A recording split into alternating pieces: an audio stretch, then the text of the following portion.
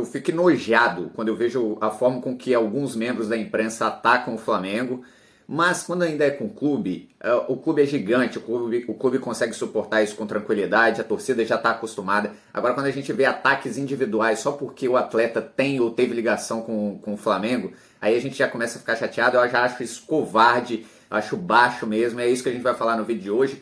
Como a imprensa trata o Flamengo e desmistificar um pouco desse negócio de que o Flamengo é o queridinho da Globo, é o queridinho da imprensa. Bom, mas antes da gente continuar nesse papo, já deixa aqui seu like. Se você não é inscrito, já se inscreve para você receber em primeira mão aqui os conteúdos do canal. Ajuda muito com que esse conteúdo continue sendo produzido, que eu tenha força para continuar fazendo aqui, batendo esse papo com vocês. Bom, quem viu aí os noticiários esportivos aí dos últimos dias, viu que o Vinícius foi estampado em todas as capas como o responsável pela eliminação do Real Madrid. É óbvio que a tentativa é muito clara de engajar com os torcedores que torcem contra o Flamengo, que na verdade são todos os outros de todos os outros times. O Flamengo é o time com maior disparada, maior torcida do Brasil, vem ocupando um cenário que incomoda, que é um cenário de possibilidade de hegemonia no futebol brasileiro, com muito mais dinheiro, muito mais presença. A torcida é apaixonada mesmo, fala do Flamengo o tempo inteiro.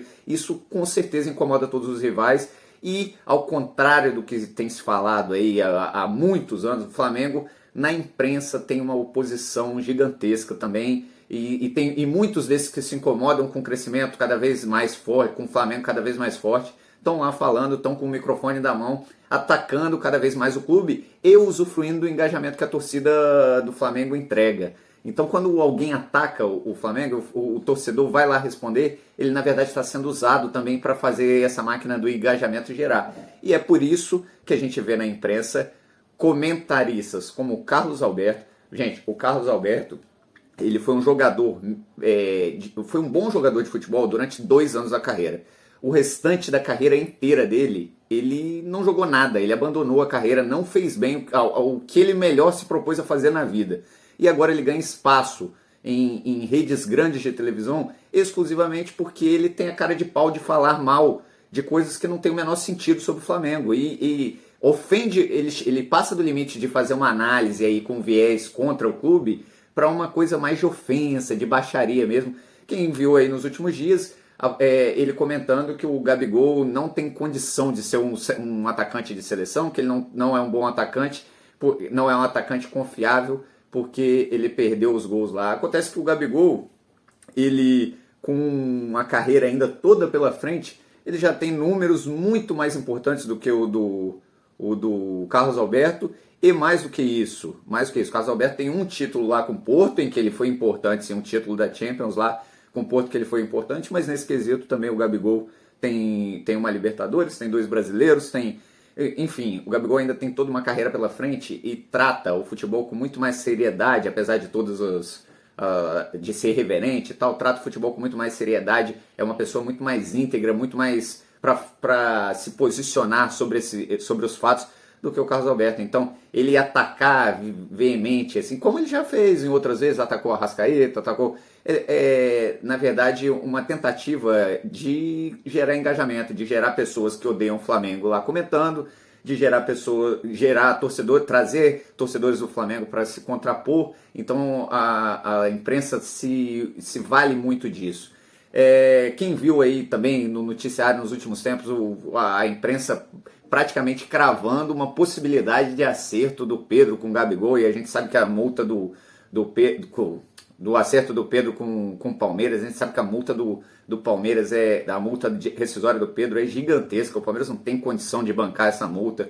Enfim, uma série de coisas aí que aí a gente viu também vários comentaristas falando que o Pedro tinha que sair do Flamengo se quisesse ir para a seleção brasileira.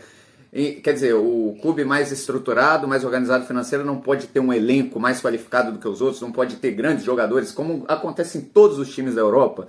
Então, isso a gente vê muito claramente não dá nem para chamar de jornalismo, é mais uma torcida contra com o microfone na mão, e o torcedor do Flamengo precisa estar atento para não ficar dando audiência ou dando força à palavra dessas pessoas que na verdade não querem o bem do clube. Vamos recapitular aqui. quando o Flamengo lá era parceiro da Globo, hoje a gente sabe que a parceria que envolve lá o Campeonato Brasileiro, mas é as turras, a Globo e o Flamengo estão com problemas, não estão se entendendo bem, o time era chamado de queridinho, quando na verdade existia só uma relação comercial. Como é que existe agora? A Globo antigamente era no Rio de Janeiro, hoje a Globo é de São Paulo, o setor de esporte da Globo é de São Paulo, e a Band é São Paulo, o SBT é São Paulo, a Record é São Paulo. Então toda essa ideia desse bairrismo aí que diz que o Flamengo é o queridinho da imprensa, na verdade o Flamengo está lutando em sua maior parte com essas vozes aí que querem na verdade o mal do clube. A torcida precisa estar atento nisso, porque até na hora de criar intriguinhas, criar crises que na verdade não existem, ou de fazer uma troca precipitada, pressão no treinador para uma troca precipitada, essa mesma imprensa está se valendo, essa mesma imprensa é o motor para que isso aconteça, a torcida não pode embarcar nessa onda.